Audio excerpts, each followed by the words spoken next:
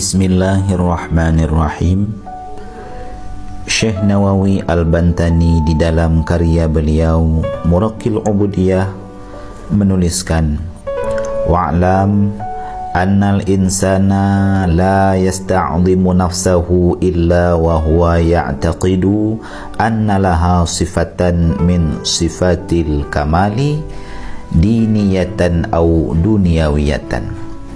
Ketahuilah olehmu, kata Syekh Nawawi Al-Bantani, sesungguhnya seorang insan la yasta'zimu nafsahu, tidak akan membesarkan dirinya, tidak akan merasa dirinya hebat, illa wahwa, kecuali ia mengiktikad, ia meyakini, annalaha, sesungguh ia memiliki sifatan min sifatil kamali, ia memiliki satu sifat daripada sifat-sifat yang sempurna, diniyatan, dibangsakan kepada agama adakala, atau duniawiyatan, atau dunianya.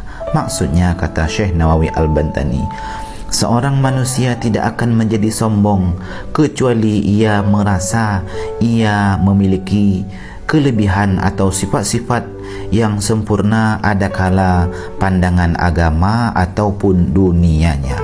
Oleh karena itu, kata Syekh Nawawi, fa asbabul kibri sab'atun, maka sebab-sebab kesombongan itu ada 7 perkara.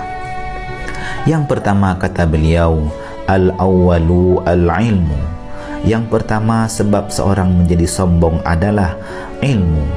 Di saat seorang telah memiliki ilmu, maka ia terkadang merasa ia lebih hebat dibanding dengan orang lain, sebagaimana pernah diisyarahkan oleh Nabi sallallahu alaihi wasallam, afatul ilmi al-khuyala, kebinasaan ilmu itu adalah kesombongan.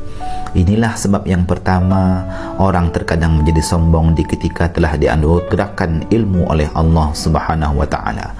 Wal ilmul haqiqi, ilmu yang hakiki, itulah ilmu ya'rifu, yang ia mengenal dengan ilmu tersebut akan dirinya dan mengenal dengan ilmu tersebut akan Rabb atau Tuhannya.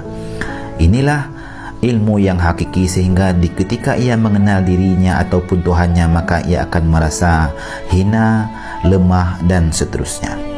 Kemudian yang kedua, kata Syekh Nawawi Al-Bantani, wasani al-amalu wal ibadah.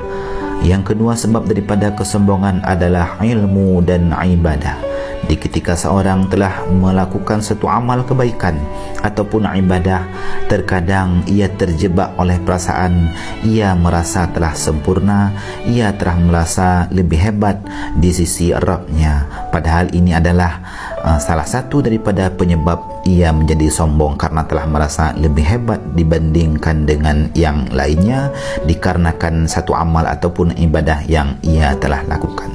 Kemudian kita lanjutkan, kata Syekh Nawawi Al-Bantani, wassababu salisu, sebab yang ketiga daripada kesombongan adalah an-nasabu, nasab, keturunan.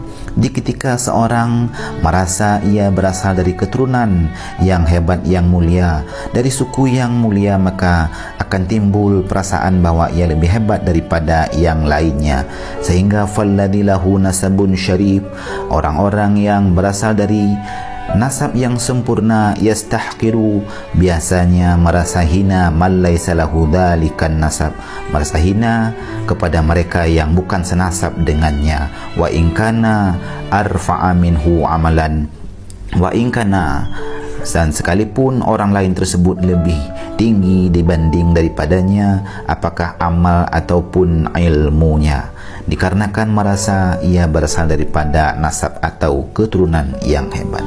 Kemudian kata Syekh Nawawi Al-Bantani, warrabi'u, yang keempat, satu sebab daripada sebab-sebab orang menjadi sombong adalah al-jamalu, kecantikan ataupun keindahan. Merasa diri lebih hebat, lebih indah, lebih cantik dibanding dengan orang lain. Ini pun menjadi sebab bahwa timbulnya perasaan sombong terhadap dirinya. Wadhalika, kata Syekh Nawawi Al-Bantani, aktaru ma yajri bainan nisa'i, ini sering terjadi terhadap orang-orang perempuan yang merasa ia lebih cantik, lebih indah dibanding dengan orang lain. Wa yad'u dzalika ilal ghibati wa dzikri uyubin nas. Sifat merasa lebih cantik, lebih indah dibanding orang lain ini akan membawa kepada ghibah, mengupat orang lain, dan akan menyebut kekurangan orang lain.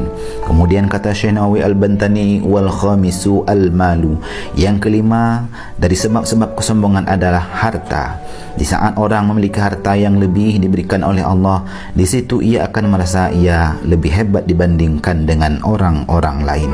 Wadhalika kata Syekh Nawawi Al-Bantani, yajri bainal muluk. Ini sering terjadi terhadap raja-raja, kemudian para pedagang dan para saudagar-saudagar yang merasa ia telah banyak harta simpanan dan seterusnya. Kemudian kata Syekh Nawawi Al-Bantani, wasadisu yang keenam al-quwah. Sebab orang menjadi sombong yang keenam adalah al-quwatu, kekuatan, merasa dirinya lebih kuat dibanding dengan orang-orang lain. Dan yang terakhir kata Syekh Nawawi Al-Bantani, sebab kesombongan wasabi'u al-atba'u wattalamidhatu wal aqaribu. Sebab yang terakhir, yang ketujuh, orang menjadi sombong adalah atba', pengikut-pengikut, wattalamidhatu, murid-murid, dan aqaribu, kerabat-kerabat.